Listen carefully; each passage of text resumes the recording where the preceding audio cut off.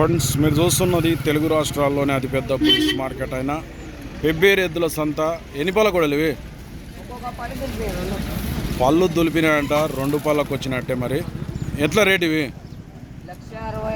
1,65,000 చెప్తున్నారు. 1,65,000 అడిగిరు ఎవరైనా? మళ్ళా ఎంత అడుగుతున్నారు? 1,15,000 వరకు అడుగుతున్నారట. మీరే ఆడుకున్నారు? 1,60,000 అయితే ఇస్తావు. యా ఊరు మనది? చెల్మిల్లా, పెబ్బేరు, వనపర్తి జిల్లా. ఏ విజయ్ గౌడ్వా? నెంబర్ చెప్పు.